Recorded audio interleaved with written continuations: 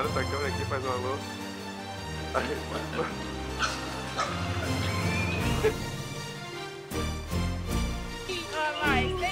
Faz tipo assim.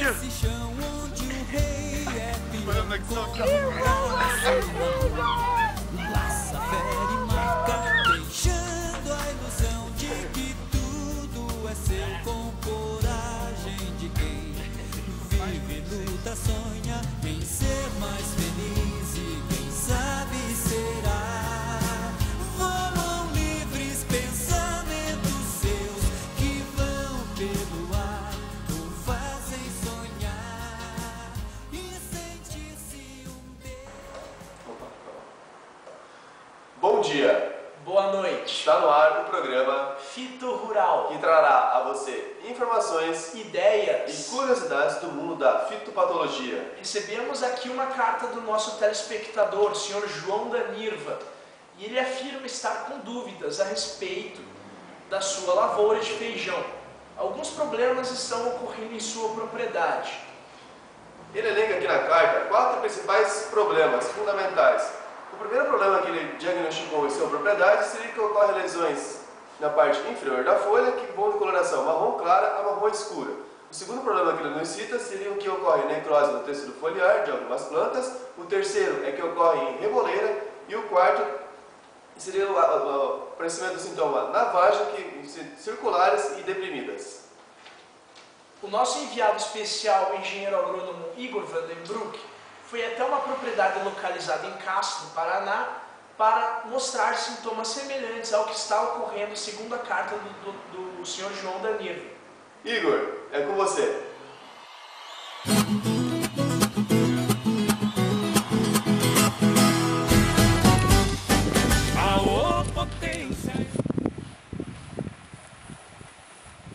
Boa tarde. Estamos aqui sobre uma cultura do feijão implantada no dia 9 de fevereiro deste ano, logo após a colheita de um milho silagem. Essa cultura aqui, nesse estágio de plantio, sofre bastante com as condições climáticas na região, a região de Castro. Então, muita umidade, muita chuva ainda nessa região, um pouco mais de frio, favorecendo algumas doenças fúngicas. Nessa cultura aqui, como podemos ver, ela está bem adensada, está um stand muito bom, só que a gente teve um pouco de problema com a antracnose. Mas a gente fez 5 aplicações de fungicida, como a gente podemos ver aqui no nosso cronograma. Foram feitas 5 aplicações e ainda no dia de amanhã será aplicado mais uma vez. Para poder controlar esses sintomas aqui presentes nas vagens do feijão, como a gente pode ver aqui, está bem severo em algumas das vagens, mas isso tem controle, tem algumas já esporulando, outras em início de ciclo. Mas isso tudo tem solução. Não curativo, mas um preventivo ainda é suficiente para a gente conseguir uma boa produtividade. Além das vagens, ele ataca também as hastes, as folhas, como nós podemos ver aqui em algumas folhas bem atacadas aqui. Não podemos generalizar isso daqui, não desmerecendo a nossa produção, mas estamos num ponto aqui de maior severidade da doença. Agora, a partir de agora, iremos aos outros contribuintes do nosso dia de campo, que irão fazer a parte do laboratório. Muito obrigado.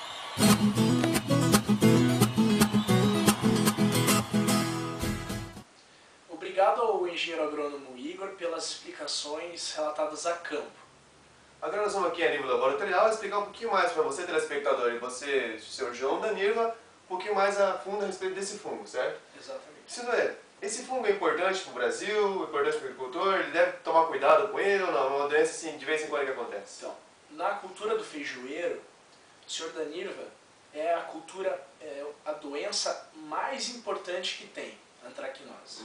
Então ele tem que, qualquer sintoma que apareça, ele tem que pegar e já tomar cuidado com essa doença, então. Temos que nos prevenir. O que ela pode causar nessa lavoura? A antracnose, ela tem o potencial de eliminar todas as plantas do estande.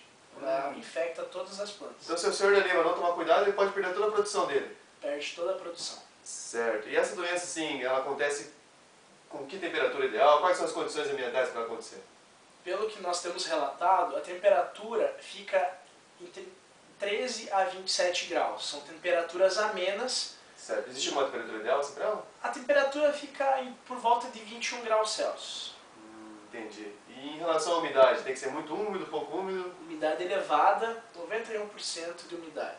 Então, temperaturas amenas, né? Uma umidade elevada favorece o desenvolvimento da antracnose. Então é típico de regiões subtropicais e temperadas, então. Exatamente. Regiões de clima mais frio. De temperaturas amenas. Certo. Da parte dos sintomas que foi apresentado pelo Igor, pelo engenheiro agrônomo especial enviado lá para Castro, no Paraná, quais são os outros sintomas que a gente pode observar no campo que o senhor Daniva e os telespectadores podem chegar assim e falar, ó, a doença aconteceu?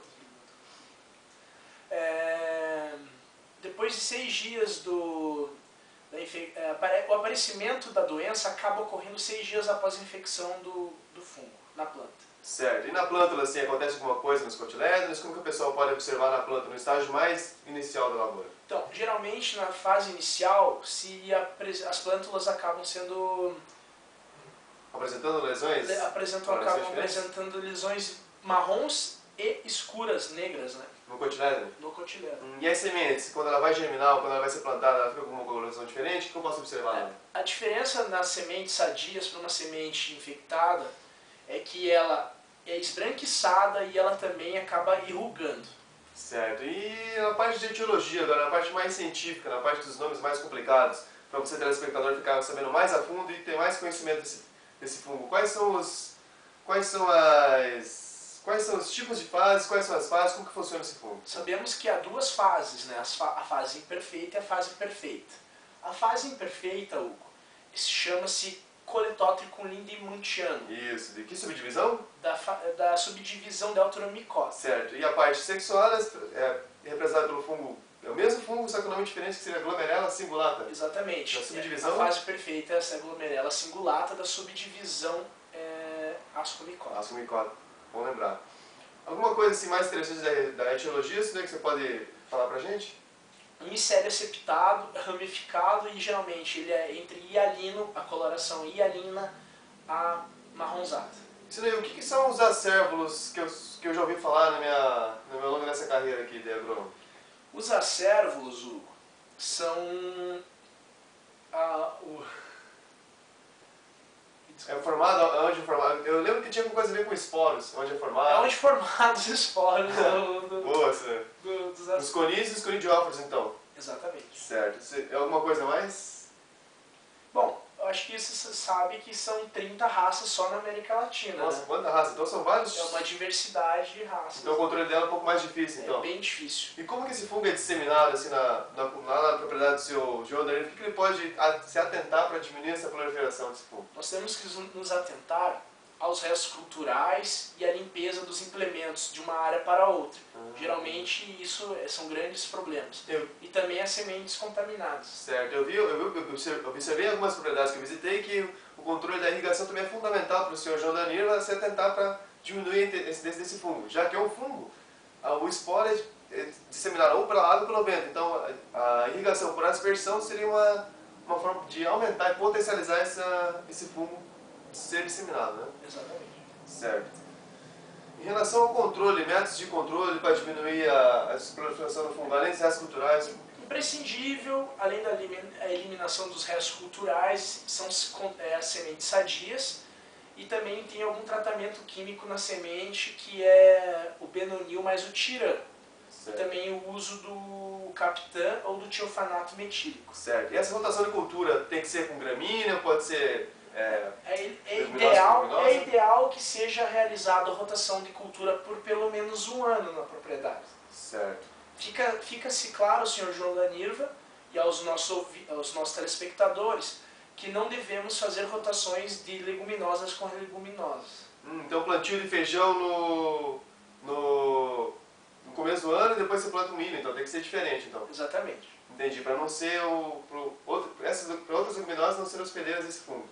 Nós temos que nos ater também ao cultivar, com alguns cultivares, porque tem alguns cultivares no mercado que são resistentes. Aqui no Paraná nós temos alguns, que são o Iapar 31, 44, 14, certo. E também algumas cultivares do Instituto Agronômico de Campinas, que é a Cultivar Uma, a Cultivar Maravilha e também a Aporé. Você, técnico agrícola ou engenheiro agrônomo que vai visitar a propriedade do senhor João Danilo ou de outras pessoas que têm esse mesmo problema, você tem que atentar muito à sua recomendação, certo? O nível tecnológico do produtor, se ele tem condições de aplicar um fungicida ou não, se ele é uma agricultura orgânica ou uma agricultura convencional. Se for uma orgânica, você não pode aplicar fungicida. Não, você pode aplicar, e nós devemos nos ater ainda mais à eliminação dos restos e da limpeza dos implementos. Então, os traços culturais e o jeito que o produtor vai levar a sua produção interfere diretamente no dispêndio, no gasto que ele vai ter com no nível tecnológico do agricultor. Certo, entendi. Mais uma coisa que pode ser acrescentada aqui ao nosso telespectador, o Sr. João Danilo, a respeito desse fundo? Não sei, você gostaria de acrescentar? Por mim, acho que já está bem explanado. Qualquer dúvida, você pode mandar outras cartas, né? Alguma coisa falha lá, vocês podem perguntar. Fique à vontade. Voltamos ao nosso estúdio com os nossos apresentadores. Estamos chegando ao final de mais um programa Fito Rural. Agradecemos aos nossos colaboradores, em especial a carta enviada ao Sr. João Danilo. Esperamos ter atendido as suas dúvidas. Qualquer dúvida, sugestão ou críticas, envie-nos um e-mail para fitorural@ufpr.br. Tenham todos uma boa noite e um bom dia.